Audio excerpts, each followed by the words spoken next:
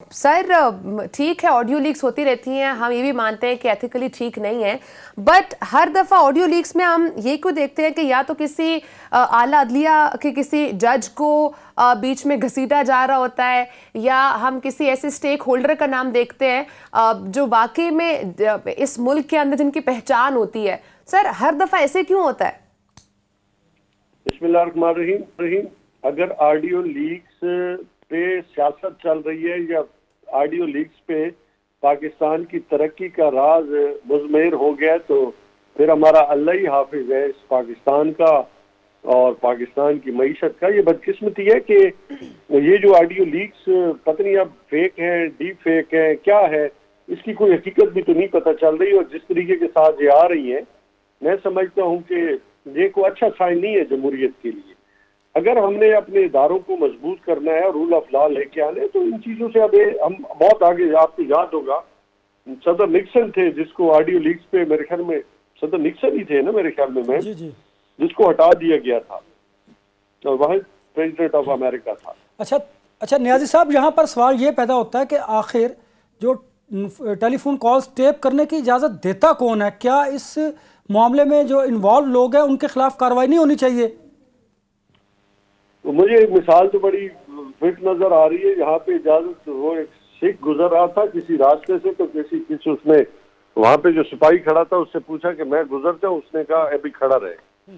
तो उसने शाम तक वो खड़ा रहा, तो शाम को पूछा मैं सही गुजर जाऊं, तो उसने कहा तुमने पूछा क्यों था? ये पाकिस्तान में सिस्टम ऐसे है, यहाँ पूछता कोई नहीं, खुद ही एक निज़ाम चला आ रहा है पिछले 74 ईयर से। तो ये जो रिकॉर्डिंग्स है, इससे कोई हासिल वसूल तो हो नहीं रहा। मैंने जैसे कहा कि रिकॉर्डिंग्स करने के अगर से जो है पाकिस्तान की मईशत बेहतर होती है, तो बेशक फिर तो रिकॉर्डिंग्स होनी चाहिए। लेकिन मैं समझता हूँ कि ये तो फिर आप किसी की भी जिंदगी के अंदर इस तरीके के साथ घुस रहे हैं और ये भी नहीं पता कि वो असल है या नकल है, ये भी अंदाजा नहीं है। अब फिर लोगों ने जिस तरह सोशल मीडिया पे जो शोर मचा रखा है, ये मैंने कहा कि ये तो गंदगी बाहर आ रही है, कोई अच्छाई बाहर नहीं आ रही।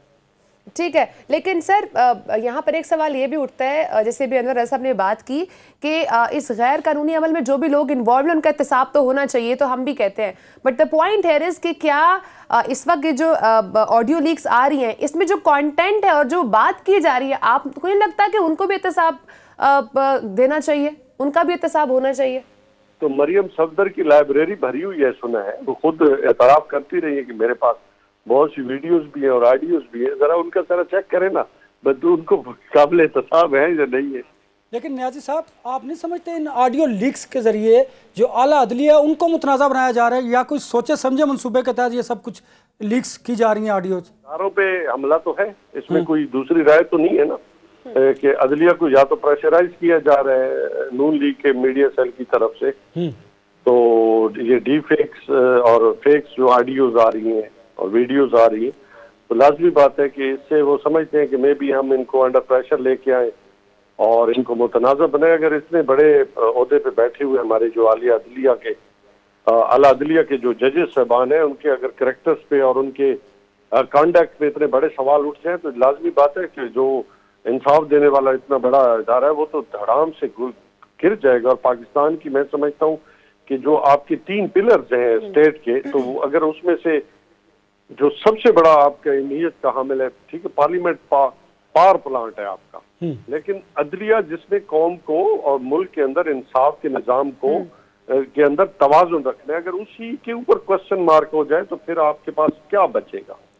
नहीं तो फिर इसकी जुडिशल इंक्वायरी तो होनी चाहिए ना, ताकि दूध का दूध और पानी का पानी और आवाम को पता तो चले कि आखिर ये माजरा है क्या। देखिए, इसके ऊपर मैं समझता हूँ कि फुल कोर्ट हो और फुल बेंच बैठे सुप्रीम कोर्ट का, और उसका एहतसाब वो पूछें कि किसने क्या किया है। खुद नून लीग का मीडिया सेल मानता रहा कि हम करते रहे। नहीं सब एक और बड़ा इंपॉर्टेंट क्वेश्चन है। आपसे पहले तैमूर तालपुर साहब हमारे साथ थे, उन्होंने कहा कि खान साहब के दौर में उन्हीं के अपने कुछ लोगों ने डिवाइस जो थी वो उनके घर में लगाई हुई थी, और जो तमाम गुफ्तगू थी बड़ी इंपॉर्टेंट किस्म की, वो फिर वो खुद उसको टैप किया करते थे और जहाँ जहाँ देनी होती थी दिया करते थे, और जहाँ जहाँ लीक करनी होती थी वहाँ पर वो लीक भी किया करते थे। तो दुरुस्त है, और आप समझते हैं कि इसकी इन्वेस्टिगेशन होनी चाहिए? अब देखो, तैमूर तालपुर साहब ने एक बयान दिया है, तो मुझे उसका अंदाजा भी नहीं है कि उसने असल दिया है नकल दिया, खुद उनको अपना एहतसाब करना चाहिए। اس میں ہمیں گھسیٹنے سے کیا, ہم تو خود وکٹم بنے ہوئے ہیں. اچھا ٹھیک ہے, لیکن سر یہ جو آڈیو لیکس ہوتی ہیں, جیسے آپ نے بات کی, ٹھیک ہے اس سے معیشت تو ٹھیک نہیں ہوگی, تو پھر پاکستان تحریک انصاف کے پاس کیا کوئی پلان ہے معیشت کو ٹھیک کرنے کا ادر دین جیل بھرو تحریک؟ ہم تو پورے پلان کے ساتھ آئیں گے نا, ایسے ہوا میں تو نہیں آئیں گے ہم. ہمارے پاس تو مساق معیشت بھی ہوگا کہ پاکستان تحریک انصاف کرے گی کیا. ہم جو پلان لے کے آئیں گے, پہلے بھی الحمدللہ 2018 میں آپ کی ڈیڈ لائن تھی, ہمیں جو اس وقت بھی ریزرو ملے ہم نے اس کو بوسٹ اپ کیا, ریکوری میں آئے, سٹیبل کیا کاروبار, اور پھر آپ کی بند انڈسٹری جیسے ٹیکسٹائل تھی, کنسٹرکشن تھی, اس کے علاوہ لارج مینوفیکچرنگ انڈسٹری تھی, اس کو اٹھایا تھا.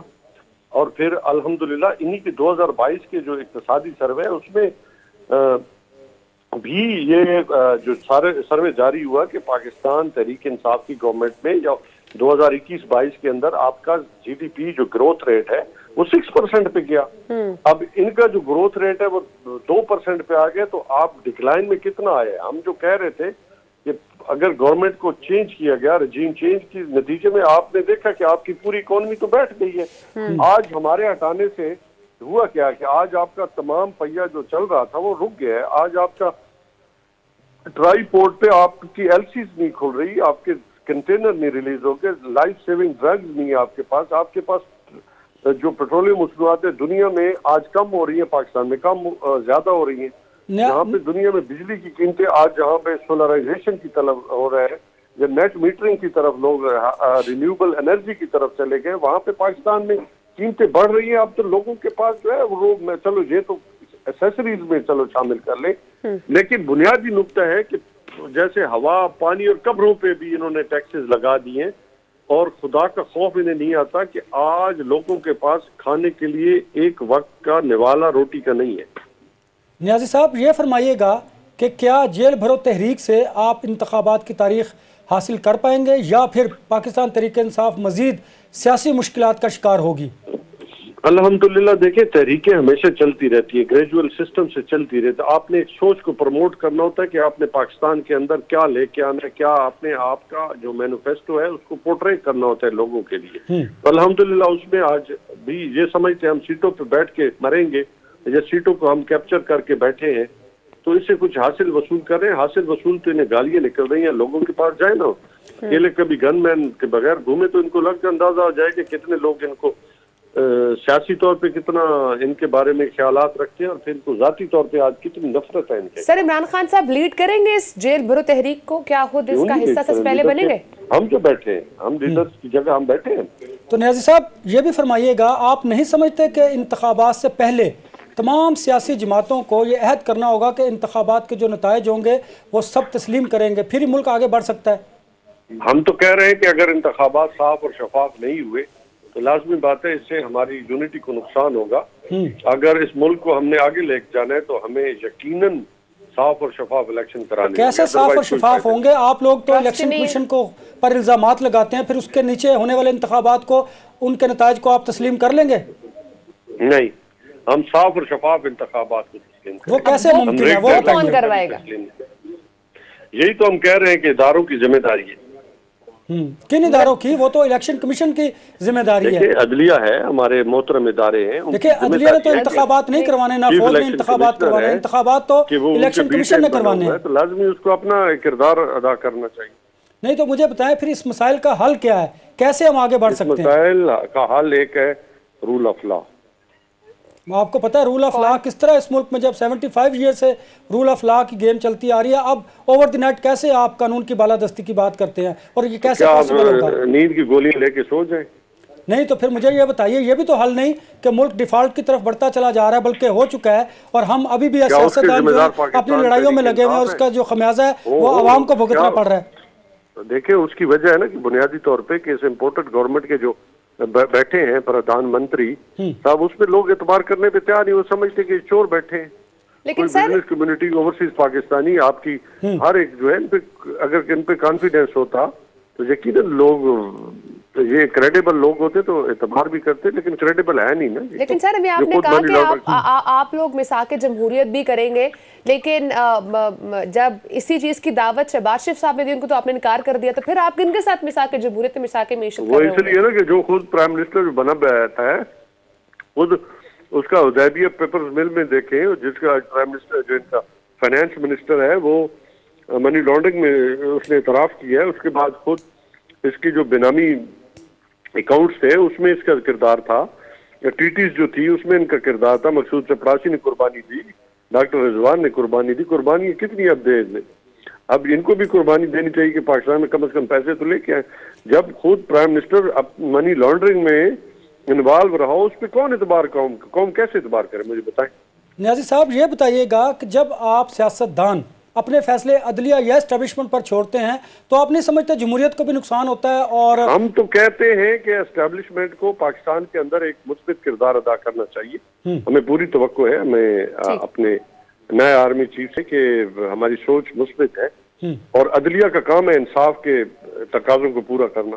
نہیں، اداروں پر اعتبار تو تب ہوگا جب آپ اداروں کی توقیر اور احترام کریں گے، آئینی اداروں پر تو آپ لوگ سارے الزامات لگاتے ہیں۔ اگر نہیں، ہم کہتے ہیں ادارے غلطیاں نہیں کرتے، نہیں غلطیاں کرتے ہیں، لیکن اگر آپ اداروں کو مضبوط نہیں کریں گے تو پھر ہم آگے کیسے بڑھیں گے؟ میری بات سن لے، ادارے ہمیشہ اپنا کام کرتے ہیں، جی اداروں کو سم ٹائم چلانے والا جو فرد ہوتا ہے وہ غلطیاں کرتا ہے، وہ بلنڈر کرتا ہے، جس کی وجہ سے کچھ چیزیں متنازع ہو جاتی ہیں۔ تو نیازی صاحب آپ سمجھتے ہیں کہ ماضی کی غلطیوں کو دہرا کر آپ آگے بڑھ سکتے ہیں، یا آپ پر اداروں کو جو باقی لوگ ہیں وہ اعتبار کر سکتے ہیں؟ دیکھیں، اداروں کو ہم نے کون سی ایسی غلطیاں کی، ہم نے تو معیشت کو اٹھایا ہے، ہم نے پاکستان کو ایک ساورن ملک بنانے کی حتی الامکان کوشش کی ہے کہ وہ اپنے فیصلے خود کر سکے، تو یہ ہماری اگر غلطیاں ہیں تو پھر ایسی غلطیاں تو ہم کرتے رہیں گے۔ تو وے فارورڈ کیا ہے اس ملک کو معاشی دہشت گردی اور سیاسی عدم استحکام سے نکالنے کے لیے؟ رول آف لا، اینڈ بات کی ہے میں نے، اینڈ ورک فار پاکستان۔ ٹھیک ہے، پوائنٹ ٹیکن سر، بہت شکریہ۔